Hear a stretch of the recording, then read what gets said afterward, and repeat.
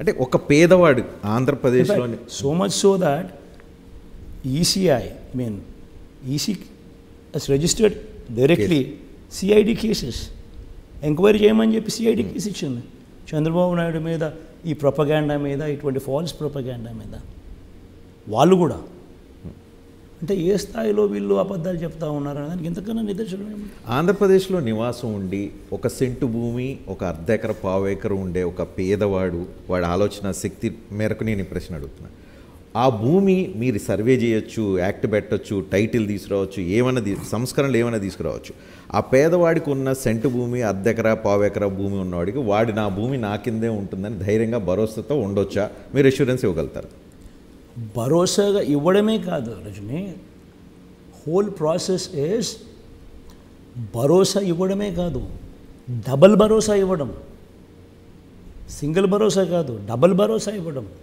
అంటే నీ title absolutely authentic title అని చెప్పి నేను గ్యారంటీ ఇస్తున్నా government.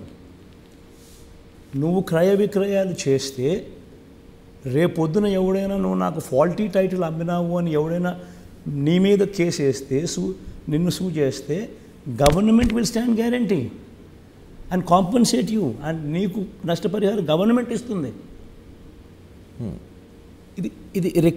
This is a reform. గతంలో ఎవడు చెయ్యని రిఫార్మ్. ఈరోజు 15,000 మంది సచివాలయాల్లో సర్వేలను పెట్టి సచివాలయ వ్యవస్థ తీసుకుని వచ్చి 100 సంవత్సరాల కిందట జరిగిన సర్వేను మళ్ళీ ఇప్పుడు చేపిస్తూ ప్రతి ఒక్కరికి వాళ్ళ వాళ్ళ హక్కులు వాళ్ళకు వచ్చేట్టుగా ఉండేట్టుగా దానికి గ్యారంటీ ఇస్తూ ఇట్స్ హ్యూజ్ రిఫార్మ్.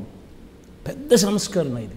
ఏ రకంగా చదువుల్లో తీసుకొస్తూ ఉన్నామో, ఏ రకంగా వైద్యంలో తీసుకొస్తూ ఉన్నామో, ఏ రకంగా వ్యవసాయంలో తీసుకొస్తూ ఉన్నామో, ఏ రకంగా మహిళా సాధికారతలో తీసుకొస్తూ ఉన్నామో, ఏ రకంగా సామాజిక న్యాయంలో తీసుకొస్తూ ఉన్నామో, అదే మాదిరిగా ఇది కూడా అలాంటిదే.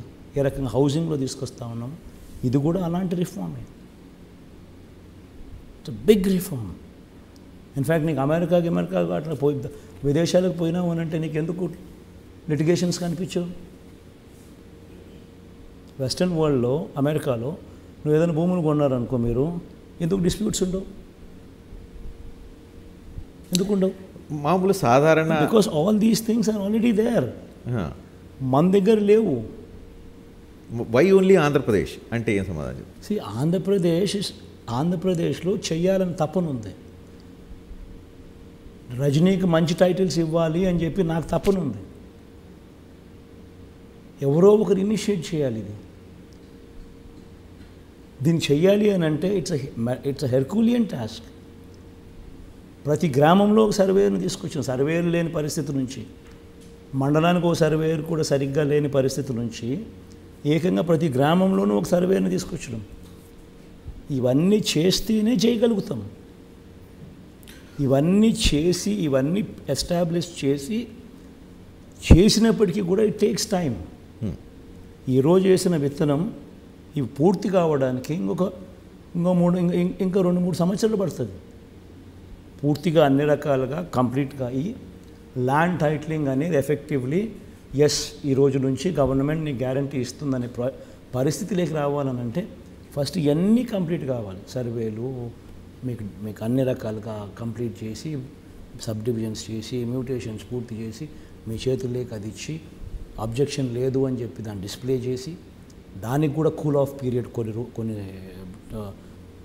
కొంచెం టైం ఉంది. I don't remember exactly 6 months 1 year particular time, అది కూడా పెట్టి ఆ తర్వాత this act comes in to the picture. ఇంకొకటి ఈ పర్టికులర్ పాయింట్లో ఉన్న ఒక అనుమానం ఏంటంటే, భూమి హక్కుదారులు ఎవరైతే ఉన్నారో, వాటెవర్ మీరు తీసుకొస్తున్న కొత్త సంస్కరణల ద్వారా బ్యాంక్ లోన్కి వెళ్ళలేరు. బ్యాంక్ లోన్కి వెళ్తే కనుక ఒరిజినల్ డాక్యుమెంట్, సరే మీరు ఒరిజినల్ డాక్యుమెంట్లు ఉంటాయని క్లారిఫై చేశారు, బట్ చాలా నో ఇన్ఫ్యాక్ట్ ఇవన్నీ జరిగిన తర్వాత నీకు బ్యాంక్ లోన్ బికమ్స్ ఈజియర్.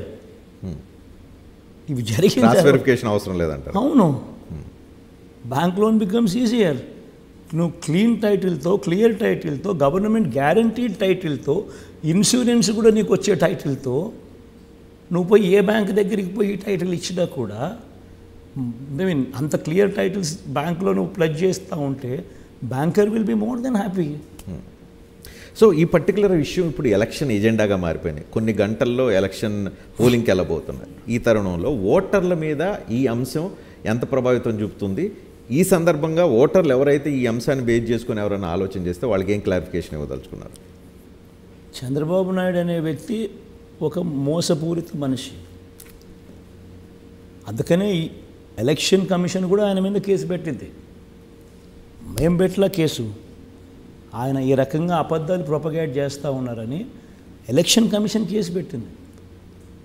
ఈ ల్యాండ్ టైటిలింగ్ యాక్ట్కి వీళ్ళు వ్యతిరేకిస్తున్నారు.